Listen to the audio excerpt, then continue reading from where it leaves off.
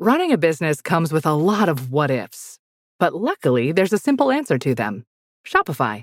It's the commerce platform behind millions of businesses, including Thrive Cosmetics and Momofuku, and it'll help you with everything you need. From website design and marketing to boosting sales and expanding operations, Shopify can get the job done and make your dream a reality. Turn those what-ifs into... Sign up for your $1 per month trial at shopify.com/special offer.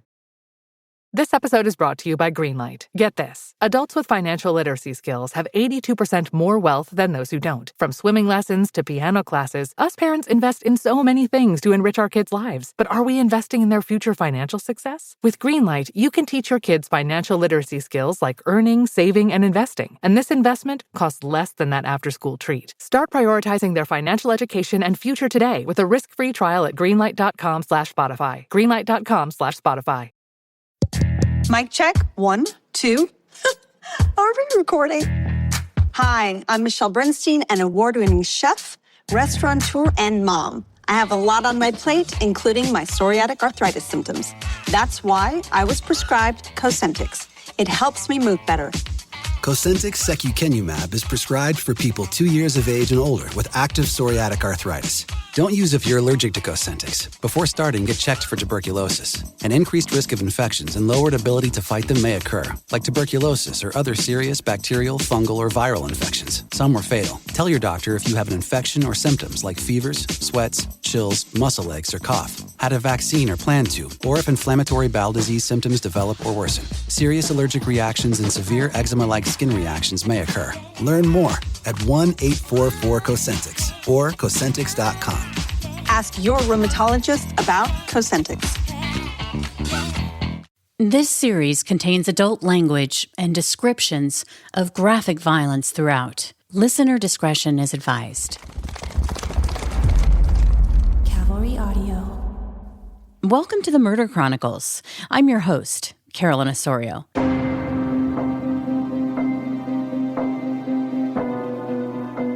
This is my new weekly podcast that follows stories of murder and betrayal from across the country and across the globe.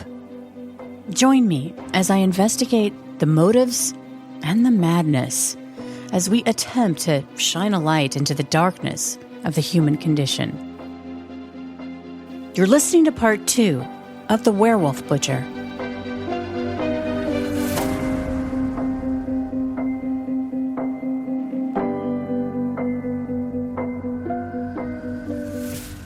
On April 12, 1995, Rita and her 14-year-old daughter, Amanda, went to the video store after school at around 3 p.m. and rented The Shawshank Redemption. They also went to the grocery store, no doubt picking up food for dinner before they headed home for a quiet night in together. According to the timeline investigators would put together later, at around 8 o'clock, Rita talked to her boyfriend on the phone. Then around 9:30, she had one last call from her adult daughter who lived nearby. At some point that night, Amanda went to bed, and Rita stayed behind on the sofa. But by 11:30, she had dozed off in the living room. It was raining that Wednesday night when Jack Spillman, completely dressed in black, left his girlfriend's apartment, telling her he was just going for a drive. But that wasn't true. What was is that he was going for a ride, and his destination was the Huffmans. At the time, local authorities had no idea that a dangerous predator was living in their community, the one responsible for that spree of bizarre burglaries and the attempted rape. The Okanagan County Sheriff's Office, running the Penny Davis investigation, had never notified Wenatchee law enforcement that Jack Spillman was a person of interest in her murder. Even if they had been made aware of the Penny Davis case, and despite Spillman's extensive criminal background, his lurking behavior and exposure in Wenatchee had already caught the attention of local police. But how could they have predicted that Jack Spillman was a ticking time bomb, a now activated, psychopathic, sadistic killer hell-bent on recreating the sick sexual fantasies he'd been storing in his head for so many years? He wanted to make them real, and that the Huffmans, 48-year-old Rita and her teenage daughter Amanda, didn't stand a chance when he pulled into the parking lot of the elementary school near their tan Rambler. The truth is, Spillman had been casing the home for months, taking note of their routines, masturbating from a distance, but that night, he wouldn't stay hidden. He crept up to the sliding glass door, checking it with his knuckles, making sure not to leave any fingerprints. He found it was unlocked, without a sound. Spillman was inside. Rita Huffman was described as outgoing and friendly, the type of person who would go out of her way to help others. She was a popular saleswoman at a local car dealership, and her charm was legendary, which is all to say she was well known in the community in her own right, but was also the former wife of the Douglas County Port Commissioner Jim Huffman. But that night, as she lay sleeping on the couch, she was totally vulnerable. I walked over to her, and her robe was kind of open, and I could see her breast. And from right then, I walked over into the kitchen, opened up the drawer, grabbed a knife, and walked over to her and started stabbing her. Why? I mean, it was like, it was kind of hard. It's like a cat, it's just that reaction. I mean, it's just But then she looked up once, saw me. Were you dressed? You said this is like the cat. Were you? I was dressed. Yeah. And I was stabbing her, but I don't remember stabbing her that many times, but it says that she was stabbed, like 5 or 6 times. But she looked at me, and it was like, whoa, I took off running. And I left. Rita had sustained defensive wounds. Basically, she woke up fighting for her life.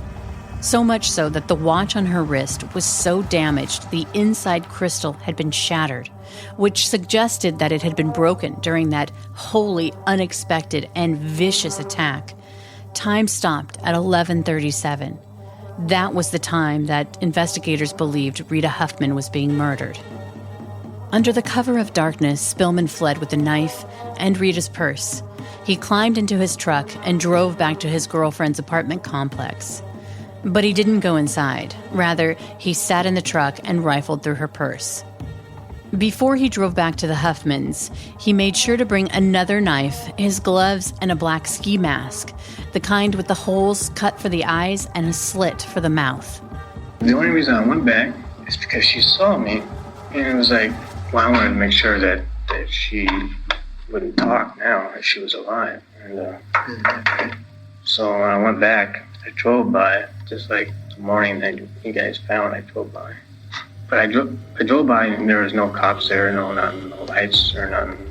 Parked in the same spot, walked over, didn't have a ski mask on, and wouldn't be that suspicious. I walked in, looked at the phone, made sure the phone was still in the same place. Looked around, see if there was any blood, or she might have maybe got on the phone or something. Had she moved? Yeah, she moved.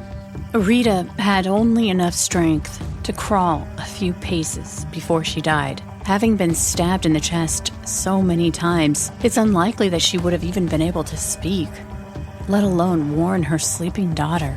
And when I got there, she was already over towards the TV, hunched over on the side of the couch, like she was passed out, hunched over. And I walked in and I kicked her, fell over, and I knew she was dead.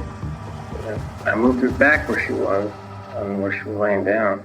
And then I'm not going to describe the details of what Spillman did to Rita, other than to say that he removed both of her breasts and eviscerated her body. Why are we doing all this cutting? Well, I guess it's to destroy, I guess. Well, I got an excitement out of it. I mean, it was sexual excitement. Meanwhile, Amanda, a 9th grader from Eastmont Junior High, was completely unaware of what had happened to her mother. But after surveilling the Huffman home for months, Spillman had familiarized himself with their routines. He knew that Amanda was asleep somewhere in the house.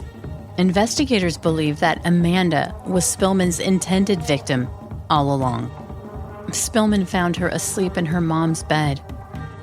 What it was, I took the bat, sized up the bat. I didn't mean to kill her. First hit, it was like a baseball player that, it takes a long time before he pitches the ball. He does his hat and all that. But I was taking the bat and put it right far away from her head, kind of measuring it up. And I hit her hit her too hard. When I hit her, it's like, it jarred her. She didn't even know what hit her, but she was unconscious because I know they kind of like heavy snoring. She was unconscious. They killed her. And how many times you? Three or four times. Amanda was found on her mother's bed, laying in a large pool of blood. And I'm not going to go into the details of what Spillman did to Amanda, other than saying, like her mother, she'd been eviscerated and left in a posed position. This Friday, Jamie Lee Curtis and Lindsay Lohan are back to switch things up in Disney's Freakier Friday. OMG, yes. It's an absolute riot, and the only movie that can be described as so much weirder than the last time. What last time? it's the frequel You ready? we've been waiting for. That absolutely slays. What deeply out of touch old person came up with that? You did. Wow. Don't miss the comedy event of the summer for all ages. Disney's Freakier Friday, in theaters this Friday. Get tickets now. Rated PG. Parental guidance suggested. It's Wednesday Addams. I see you're trying to distract yourself from your own banal thoughts. Let me help. Here's a recording thing made of my latest root canal.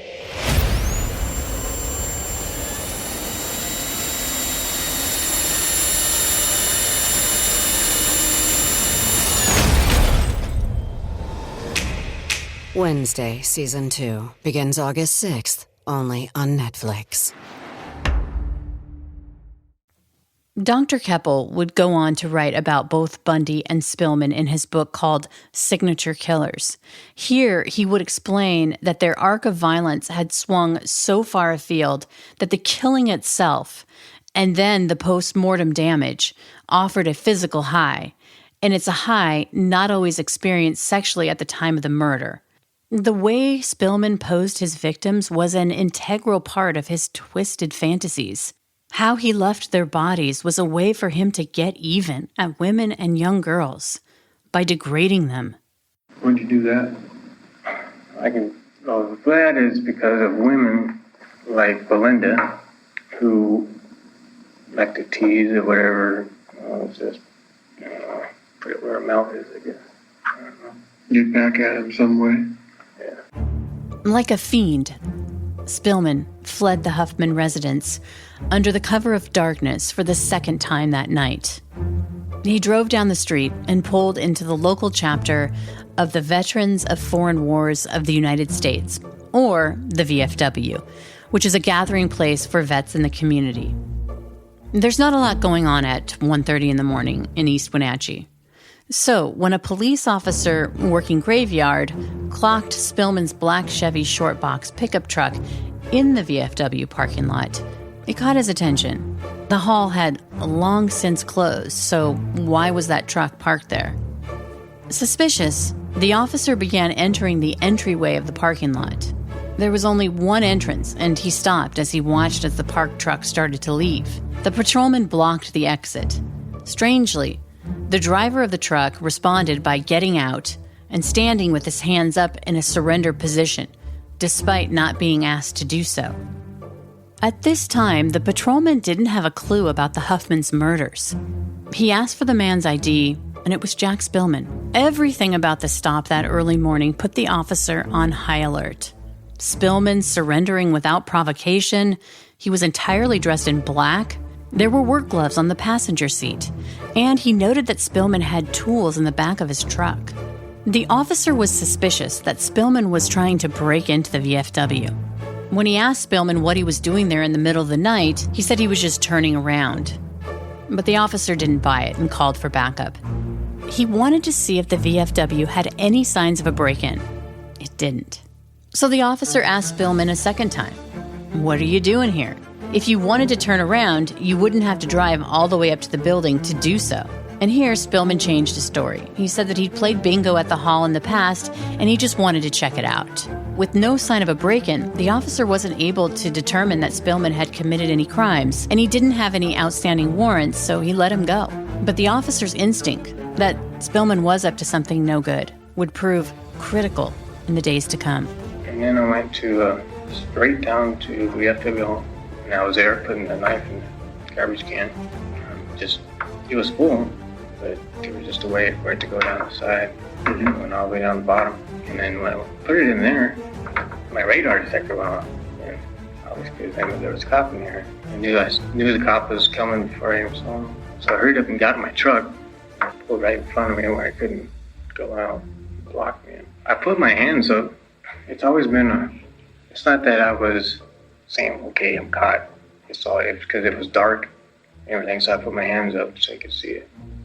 And it's just something I did.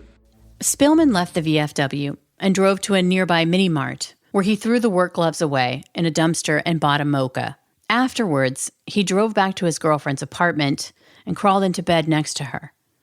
It was around 2 a.m. Early the next morning, his girlfriend's roommate recalled Spillman getting up and taking a shower, which she said wasn't common. The following morning, Rita's adult daughter was getting a little antsy. She'd been calling her mom all morning with no answer. She was worried that her mom's alarm clock hadn't gone off, and she really didn't want Amanda to be late for school. So at around 8 a.m., Angie decides to run over to her mom's real quick. She enters the home thinking she's going to wake up Rita and Amanda. And as she enters Rita's bedroom, she sees her sister, and what she finds is incomprehensible. So much so, she runs out screaming and crying. Her reaction was so raw that neighbors thought she'd been hit by a car. And this was exactly the kind of reaction that Spillman had craved. As I mentioned earlier, his murderous rampage wasn't just about what he did to Rita and Amanda that night. It was also the prolonged satisfaction of staging his victims so he could feast on their loved ones' reaction to the carnage he left in his wake. It's whoever came in, more or less, saw them. It's the reaction to what I would have liked to have seen. The daughter came in, so but you would like that reaction if she would have seen her mother in that condition? If I would have saw her in that condition, if I would have seen her daughter come in and seen her mother, be able to see that reaction that her daughter screaming and doing whatever she was doing. But that'd make you feel good. Okay. At 8:07, Deputy Aiken arrives. He's been told there's a pedestrian car accident, but once on the scene, he realizes that the woman they thought had been hit by a car was Rita's daughter, and that she'd run out of her mother's house screaming and crying and collapsing in the yard because she was completely traumatized to find her mother and sister murdered. A regional task force was quickly assembled from the Douglas and Chelan County Sheriff's Office and the Wenatchee and East Wenatchee police precincts. In short order, reporters were at the edges of the Huffman's residence as law enforcement and forensic experts swarmed the crime scene. Within hours, news reports of the double homicide hit the airwaves, spreading like wildfire within the community. These breaking news reports prompted important witnesses to come forward with vital information. A young man called a tip into the sheriff's office. He said that he remembered seeing a truck parked at an elementary school near the Huffman's residence at 11:30 on the dot. He explained the reason he remembered the exact time with such clarity was because his girlfriend's curfew was at 11:30, and they had cut it pretty close that night. She lived near the Huffmans, and as they drove past, he remembered thinking how strange it was when he saw a black Chevy pickup with big tires and a short box at the elementary school. He wondered what it was doing there at that time of night when the school was closed. Police asked him to come down to the scene right away and to show them exactly where he saw the truck parked. It was roughly 250 feet from the Huffman's sliding glass door. Another witness came forward, saying they'd seen Spillman in the immediate area of the Huffman residence a week before the murders. Meantime, the task force had sent inquiries to all the local agencies regarding any contacts with Spillman, and by the morning of April 14th, the task force had organized an extensive search of the corridor between the Huffman residence and the VFW. But they didn't find anything. Later that day, though, that officer who had stopped Spillman at the VFW called in and detailed his strange confrontation of Spillman at the VFW at 1:30 in the morning. Now, given the VFW's proximity to the double homicide, the confrontation felt really important to the investigation. It prompted them to search the trash container for a second time that day, and this due diligence would prove to be a huge break in the case. At 6 p.m., Deputy Sheriff Larry Aiken opened the lid of a garbage can on the VFW grounds and saw a 12-inch knife with a wooden handle stuck to the bottom. The garbage had been collected after they had checked it that morning, but miraculously, the knife had stuck in a crease at the bottom of the trash container. When the rest of the garbage was automatically tipped over, it stayed at the bottom.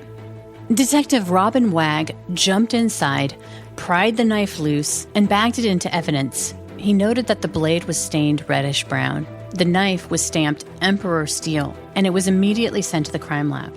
That garbage container was within 15 feet of where Spillman had been parked the night before, and it matched a set at the Huffman residence.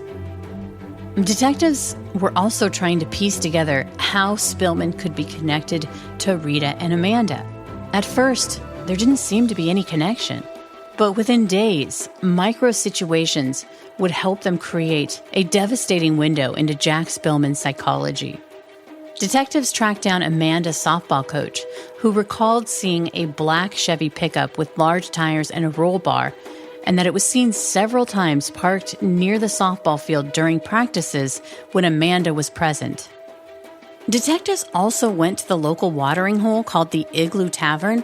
It was a place that Rita frequented with friends, and it's here that the investigators began to piece together a somewhat murky encounter with Jack Spillman just 2 days before the murders on April 10th. Rita had been chatting with friends at the tavern when the bartender told her that her daughter was on the phone. Remember, this was before cell phones. So Rita left her friends at the table and went to speak with her daughter on the bar's phone. On Rita's way back to the table, witnesses observed a man who'd been sitting at the bar, and he grabbed Rita by the arm. Apparently, the two exchanged words briefly before Rita walked back to her friends. The witnesses didn't get the impression that Rita and the stranger knew each other. Employees of the tavern and Rita's friends would later identify the man at the bar as Jack Spillman. No one reported knowing what the verbal exchange was about, and Spillman left soon after, leaving the only beer he'd ordered unfinished. The altercation, whatever it was, didn't threaten Rita enough to report it to the police. I mean, how many women have had that kind of encounter with a weird guy at a bar? I'm trying to imagine what she would have said if she called the police. The stranger at the bar grabbed my arm and called me a name? Criminal profiler Vernon Geberth theorized that Spillman probably felt that Rita had put him down at the bar and said that these types of people, when they get put down by a woman, they become extremely dangerous. They're going to get even. Remember, Spillman was still harboring anger and rage against Belinda from 9th grade. Even though the bloody knife had been sent to the lab for analysis on the 14th, it would still take days to get the results. I mean, investigators had to feel pretty confident, given all the circumstantial evidence that was growing against Spillman, that the knife that they'd recovered from the VFW garbage container was the murder weapon. But it wasn't a slam dunk by any means. A presumptive test confirmed that the brown and red stains were blood, and the medical examiner confirmed that the width and depth of the victim's wounds were consistent with the knife that they found in the garbage can. But was it human blood, and did it belong to Rita and Amanda? The prosecutor wasn't taking any chances with a premature arrest before those test results came back. There was just too much at stake to get it wrong. Even so, there was no way they were letting Spillman out of their sight as they awaited those results, and so 24-hour surveillance was approved. Detectives would interview Spillman's mother in the following days, and she told investigators that on April 13th, the day after the murders, at around 9:30 p.m., Spillman had asked his mother to put a different knife into her storage unit for safekeeping. Pretty soon after the murders, Spillman knew he was being followed by the police. I mean, his family was being interviewed. Even so, a couple of days later, Obviously, before Spillman realized he was being followed, he had ditched the ski mask. Detectives would send it to the crime lab as well, and to their absolute horror, the slit on the mask, where the mouth is, tested positive for the victim's blood. Later, Spillman would confess that he drank the blood of his victims. I took my finger, wiped up the blood with my finger, and slipping it off my finger. How'd that make you feel? It was exciting. Exciting? Yeah. Always is. Always is. When the blood on the knife came back as positive blood types of both Rita and Amanda Huffman, they prepared an arrest warrant. They also wanted help as to how to effectively take Spillman into custody, because by now they had a fuller picture of who they were dealing with. They'd found out through interviews with the family that he'd long studied books on murder, serial killers, and police investigations, and that he had an unhealthy obsession with wolves. Detectives had also pieced together his extensive criminal history dating back to when he was just 13. How he'd become a suspect in that attempted rape that occurred in Douglas County 4 months prior to the murders. Remember the one where the woman was able to get a hit to his groin, and so he limped away threatening her, but she hadn't gotten a good look at his face. And then all of those bizarre burglaries, which they were now able to connect to Spillman. The killing of the hamster of his niece's friend and the cat he'd killed belonged to one of the homes he'd worked on as a roofer. But the biggest revelation came when detectives found out from the Okanogan County Sheriff's Office, it was the neighboring county to the north of Wenatchee, that Spillman was a person of interest in the disappearance and subsequent murder of Penny Davis. It's back to school season, and Clorox is donating 2 million disinfecting wipes to classrooms across America. Because back to school means things can get a little bit messy. Just ask second grade teacher Mr. Torres. Put me and just one Clorox wipe on a team? We can take on crayon smudges, sticky fingerprints on every surface, sneezes on the door handle, juice box explosion by the sink, snack crumbs, and don't even get me started on the bathroom passes. Clorox disinfecting wipes. Teacher's #1 wipe. Think about it. Bathroom passes. Clean feels good. Based on unit sales data.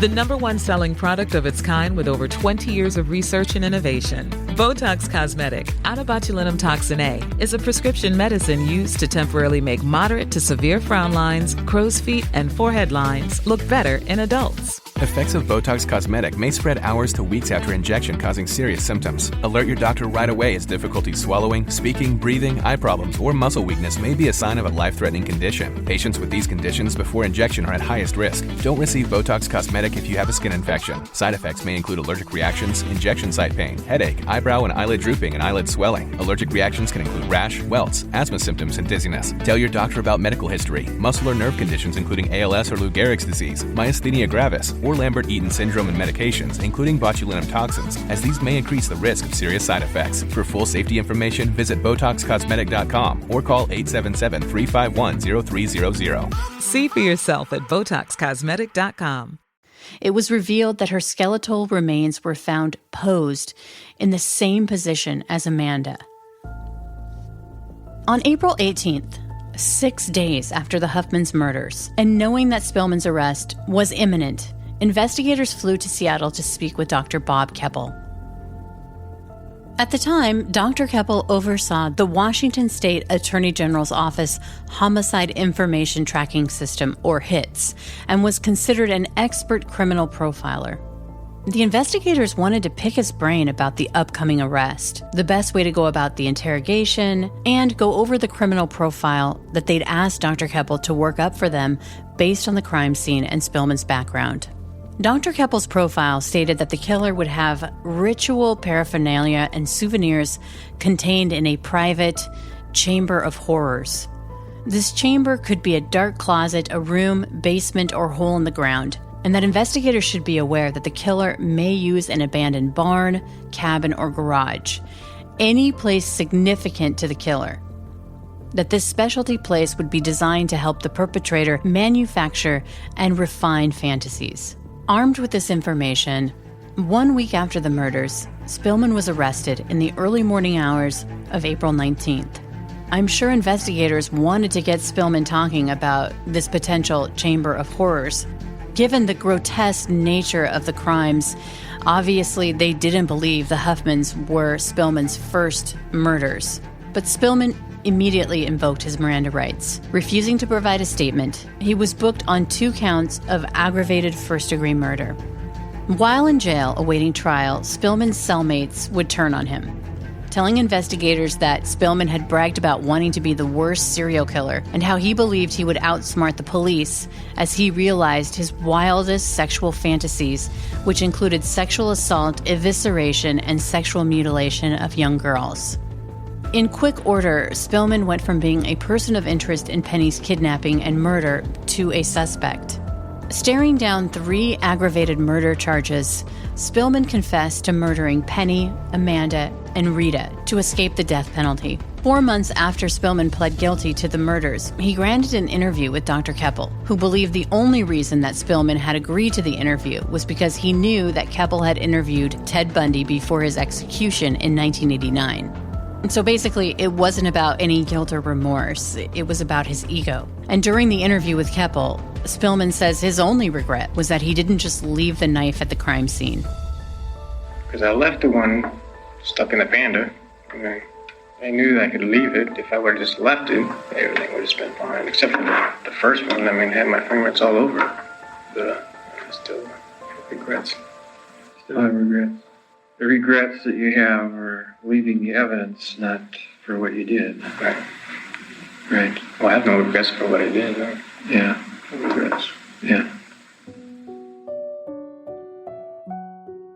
At the Washington State Archives in Ellensburg, with the wonderful help of Bridget Clift, I was able to go through hundreds and hundreds of documents related to the case and the tapes, but there was also a section of carefully curated news clippings on the Huffman murders. According to a report in the Wenatchee World, Amanda's dad was later interviewed after the murders, and he said that they'd found a paperback copy of To Kill a Mockingbird in her locker. The find was a connection to his daughter, but he said it also haunted him. He read the book as a way to get closer to his girl, and he couldn't help but see connections between Mandy and the protagonist of the book, Scout. He would say, Mandy was like Scout.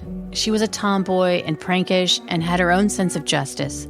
I felt a pretty strong connection with the character Atticus in the book, her father, in always defending to her the system and how the system works. The newspaper article said that in the book the system failed, but in the end, justice was served here in this case. But I'm wondering if it was. For this podcast, I requested to interview Detective Robin Wag, who worked the case. He's retired now. But we did have a couple of conversations. He says he normally doesn't give interviews on this case. He's not much for limelight. And in the past, he's always turned down media requests out of respect for the victims' families. And for himself.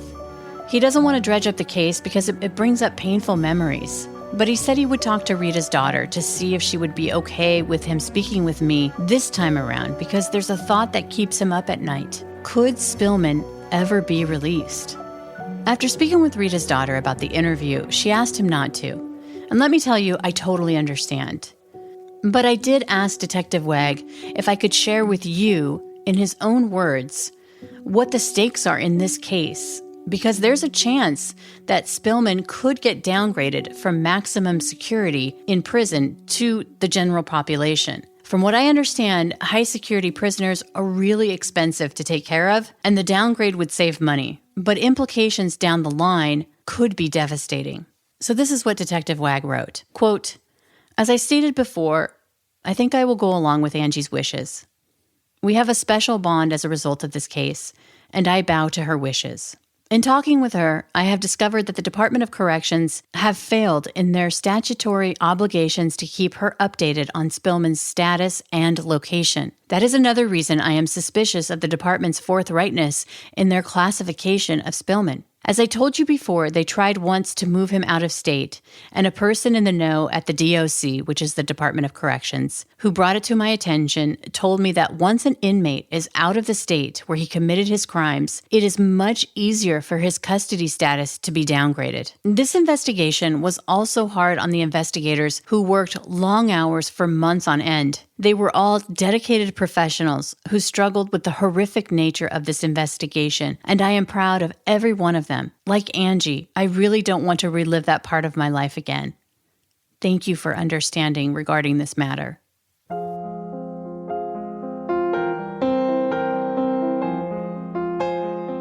It is critical that we never forget that Penny, Rita, and Amanda lost their lives to this monster, and that Jack Spillman, the so-called Werewolf Butcher, because of what he did to his victims, should never have his status in prison downgraded from maximum security to the prison's general population.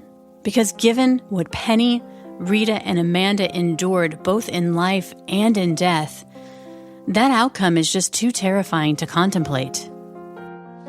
Now, you obviously like that 2 hours. Yeah. I mean, that's what you're harboring in your head. Why is it that the Huffmans didn't die in 2 hours? Well, that's a totally different case.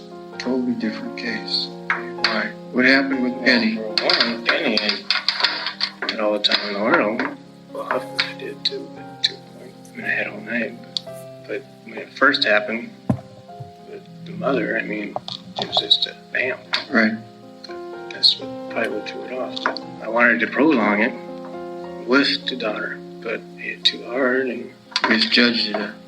With the mother out of the way, well, then I didn't have to have had all night with her. So the 2 hour part, you weren't stabbing her in that 2 hour period? As in, like, Rita? No, Penny. Well, I know, I'm not stabbing like Rita. Like, the mother was stabbed. You're keeping her alive, but you're still... She was alive when everything was going on for about 2 hours. So what are you doing to her? I know you're getting excited, and you're liking it. And you talked about torture in the past.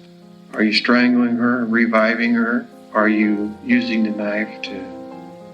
Let's say, yeah, I'm strangling her, using the knife, molesting her, and everything. Okay, we're just going to drop all those 4 categories just into one big pot, huh? Just like a soup? Huh? Yeah, I mean... That's bullshit, man. What you got to understand here is what in the world went first, second, third, how this thing progressed, what was happening to you. You just want me to tell you this. You got that right. You're exactly right. But what is the reason that I want you to tell us this? Well, the reason you tell me is because you want to learn. Yes, absolutely. I look at similar cases every day, okay? People say, is this murder connected to this one? If we'd have found Penny ahead of time, before she would have had time to decompose or the animals would have got to her, would there have been similar things that we would have found at the Huffman residence to connect those 2 crimes together? Similar psychopathological things? Could have. Could. There we go. All right. That's what I want to know.